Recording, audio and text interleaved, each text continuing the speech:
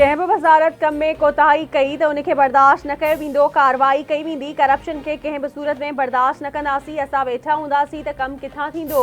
वज़ारतुनि खे पंहिंजी कारकर्दगी बहितर करण जी ज़रूरत आहे। मुआशी तरक़ी लाइ पंहिंजो एहतिसाब करणु ज़रूरी आहे।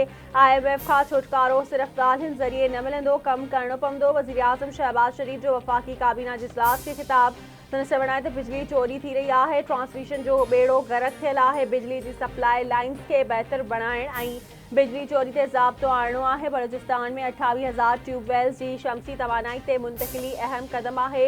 बलूचिस्तान जे वॾे वज़ीर मसइलनि जे हल लाइ संजीदगी जो मुज़ाहिरो करणु तारीफ़ जोॻो आहे। कणिक एक्सपोर्ट करण जो को फ़ैसिलो नाहे थियो।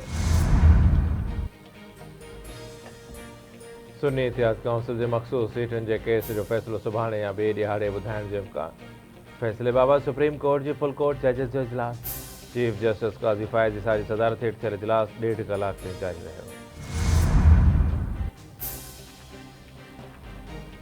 CTD कराची में मुहर्रमुल हराम दौरान दहशतगर्दी जो वॾो मंसूबो नाकाम बणाए छॾियो। इतिहाद टाउन मां दहशतगर्द गिरफ़्तार। DIG CTD आसिफ एजाज शेख जो चवणु आहे त दहशतगर्द मोहम्मद शुएब खे इतिहाद टाउन मां गिरफ़्तार कयो वियो। दरा आदम खेल सां ताल्लुक़ रखंदड़ गिरफ़्तार दहशतगर्द औरंगी में 8 मुहर्रम जे जुलूस ते हमले जो मंसूबो जोड़े रहियो हो। गिरफ़्तार जवाबदार वटां आपघाती जैकेट बि मिली। गिरफ़्तार जवाबदार ख़ैबर एजेंसी जे कोयले जी खाण मां 16 पोरियतुनि खे अगवा कयो हो। मुखबिर जे वारसनि खां दहशतगर्द भुंग तलब कयो हो। भुंग न ॾियण जे दहशतगर्द समूरनि पोरियतुनि खे क़त्ल करे इज्तिमाही क़बर में दफ़नाए छॾियो हुयो। पेशावर में दहशतगर्दनि ख़िलाफ़ कानून लागू कंदड़ इदारनि जो ऑपरेशन। पाबंदी पियल तहरीक तालिबान पाकिस्तान जे कमांडर अब्दुर्रहीम समेत 3 दहशतगर्द मारिजी विया। ऑपरेशन दौरान 4 एहलकार शहीद, 3 ज़ख़्मी। डेयरी कैटल फार्म्स एसोसिएशन खीर 300 रुपया फ़ी किलो करण जो चिताब ॾेई छॾियो। डेयरी कैटल फार्म एसोसिएशन जे सदर शाकिर गुजर मौजूदा टैक्सनि खे रद्द कंदे चयो आहे त हुकूमत ज़ालिमाना टैक्स लागू कया आहिनि। जेकॾहिं टैक्स ख़त्म न कया विया त 300 रुपया फ़ी किलो खीर जो अघु थी सघे थो। सिंध जे एक्साइज़ एंड टैक्सेशन खाते गाॾी मालिकनि जे नालनि जी शुरूआती लफ़्ज़नि सां बि प्रीमियम नंबर प्लेट्स जारी करण जो फ़ैसिलो करे वरितो। पसंदि जी नंबर प्लेट्स जी फ़ीस में इज़ाफ़े बाबति तजवीज़ूं बि तरतीब ॾियण जो फ़ैसिलो कयो वियो। सीनियर वज़ीर शर्जिल इनाम अहमद जी सदारत हेठि एक्साइज़ एंड टैक्सेशन खाते जो आला सतही इजलास। प्रीमियम नंबर प्लेट्स जी ॿी नीलामी शुरू करण ऐं नंबर्स जारी करण बाबति धार ऑफिस क़ाइमु करण ते गौर। शर्जिल इनाम अहमद पहिरीं नीलामी में जारी कयल प्रीमियम नंबर प्लेट्स जूं समूरियूं क़ानूनी घुरिजूं जल्द खां जल्द पूरियूं करण जी हिदायत कंदे चयो आहे त प्रीमियम नंबर प्लेट्स सिर्फ़ु रजिस्टर्ड गाॾियुनि ते ई लॻाए सघजनि थियूं। प्रीमियम नंबर प्लेट्स लॻाइण लाइ लाॻापियल गाॾीअ जो रजिस्टर्ड हुजणु लाज़मी हूंदो। सीनियर वज़ीर पारां नारकोटिक्स कंट्रोल विंग जे एहलकारनि जे लाइ वधीक यूनिफॉर्म तयारु करण जी बि हिदायत। मुनशियात फ़रोशीअ में मुलविस सरकारी मुलाज़िमनि ख़िलाफ़ खातेदार कार्रवाई लाइ चीफ सेक्रेटरी सिंध खे ख़त लिखण जो फ़ैसिलो कयो वियो।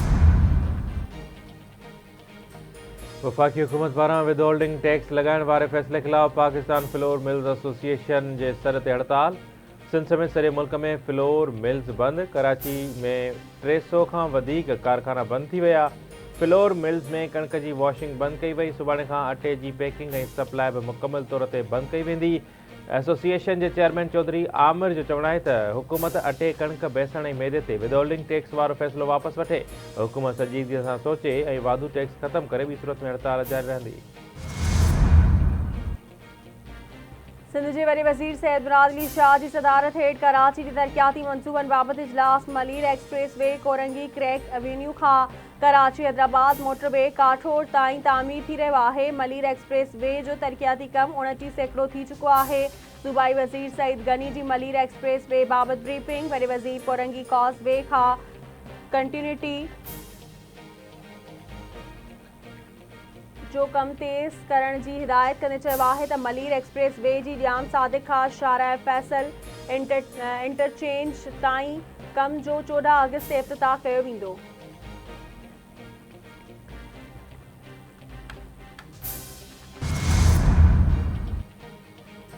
घोटकी जी मक़ामी अदालत शहीद सहाफ़ी नसरुल्लाह गडाणी जे क़त्ल केस में MNA ख़ालिद लुंड पुट शहबाज़ ऐं नूर मोहम्मद लुंड जी उबूरी ज़मानत में 1 अगस्त ताईं वाद करे छॾी। ख़ालिद लुंड पंहिंजनि पुटनि ऐं हिमायती MPA नादिर अकमल लगारी सां गॾु अदालत पहुतो। ख़ालिद लुंड जो चवणु आहे त हू पीपल्स पार्टी जो वर्कर आहे। क़त्ल सां संदसि को बि वास्तो नाहे। ही सियासी क़त्ल आहे। पंहिंजे सियासी मुखालफ़नि जा नाला न खणंदुसि। उन्हनि जा क़दम वॾा थींदा। परियाल टालपुर असांजी वॾी आहे ऐं असांजी अदी आहे। शहबाज़ लुंड जल्द बहाल थी वेंदो।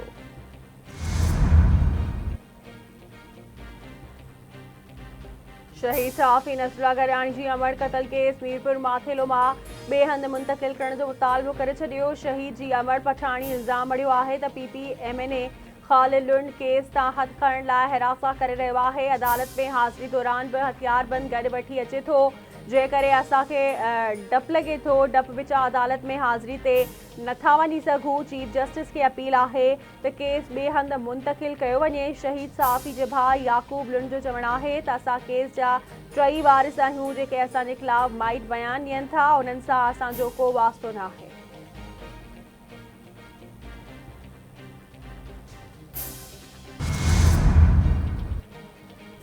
सुप्रीम कोर्ट में नैब तरमीमूं कलअदम करार ॾियण ख़िलाफ़ हुकूमती इंट्रा कोर्ट अपील। PTI बानी लिखत में जवाब जमा कराए छॾियो। जवाब में ॼाणायो वियो आहे त नैब तरमीमुनि जहिड़ो क़दम पर ॾेई तलबकारी खे मुतासिर करे थो। नैब तरमीमूं कलअदम करार ॾियण ख़िलाफ़ अपीलूं ख़ारिज कयूं वञनि। PP चेयरमैन बिलावल भुट्टो ज़रदारी पारां ॾखण वज़ीरिस्तान में सिक्योरिटी फोर्सिस ते हमले जे मज़म्मत। 3 फ़ौजी जवाननि जी शहादत ते ॾुख जो इज़हार। बिलावल भुट्टो ज़रदारी चयो आहे त शिरपसंदनि ख़िलाफ़ ऑपरेशन में शहीद थियल फ़ौजी जवाननि खे सलाम पेश करियां थो। शहीद फ़ौजी जवाननि जूं क़ुर्बानियूं ज़ाया न वेंदियूं। शहीदनि जे वारसनि सां हिन ॾुख जी घड़ी में बराबरि जा शरीक आहियूं। 1 साल में पाकिस्तान के सवा $2 अरब रिकॉर्ड रकम जारी कई। आलमी बैंक जो बयान। आलमी बैंक जी कंट्री डायरेक्टर मूजिब आलमी बैंक माली साल 2023 दौरान $2.15 बिलियन जी रिकॉर्ड रकम पाकिस्तान के जारी कई आहे, जंहिंमें पॉलिसी लोन तौर ते $350 मिलियन शामिल आहिनि। कराची जी मक़ामी अदालत पघार न मिलण ते कंपनी जे CEO खे क़त्ल कंदड़ जवाबदार खे 5 ॾींहनि जे जिस्मानी रिमांड ते पुलिस हवाले करे छॾियो। टीपू सुल्तान पुलिस जवाबदार शोएब खे अदालत में पेश कयो। सिंध हाई कोर्ट ज़्यादती केसिस में अमल न करण ते IG सिंध पुलिस कर वज़ाहत तलब। जिनसी ॾाढाई केस में गिरफ़्तार जवाबदार जी ज़मानत वारी दरख़्वास्त ते ॿुधणी IG सिंध ईंदड़ ॿुधणी ते रिपोर्ट पेश न कई त ज़ाती हैसियत में पेश थियणो पवंदो अदालती हुकुम। क़ौमी क्रिकेट टीम जी सिलेक्शन कमेटीअ मां वहाब रियाज़ ऐं अब्दुर्रज़ाक खे फारिग करण खां पोइ टीम मैनेजर मंसूर राना खे बि उहिदे तां हटायो वियो। वहाब रियाज़ रद्द अमल ज़ाहिर कंदे चयो आहे त हिकु शख़्स 7 माण्हुनि ते कीअं असरअंदाज़ थी सघे थो। बोर्ड में समूरा मामला मुशावरत सां तय थिया हुआ ऐं सिलेक्शन कमेटी जे इजलास जी कार्रवाई जा मिनट्स रिकॉर्ड ते मौजूदु आहिनि। कराची जे मुख़्तलिफ़ इलाइक़नि में अॼु बि हल्की बरसात जो इम्कान। 20 जुलाई खां पोइ तेज़ बरसात जी अक थी। चीफ मेट्रोलॉजिस्ट सरदार सरफराज़ मूजिब बरसात जो सबबु बणजंदड़ हवा जो घटि दबाव कराची खां परे ओमान तरफ़ वधी रहियो आहे, जंहिं सबबु अॼु कुझु हंधनि ते हल्की बरसात या फुड़ पइजी सघे थी। गर्मी सबबु मक़ामी सतह ते ककड़ ठही सघनि था। 20 जुलाई खां पोइ तेज़ बरसातुनि जो स्पेल कराची ते बि असरअंदाज़ थी सघे थो। अॼु शाम खां सामूंडी हवाऊं बहाल थियण शुरू थींदियूं। ईंदड़ 3 खां 4 ॾींहं शहर जी मौसम बहितर रहंदी।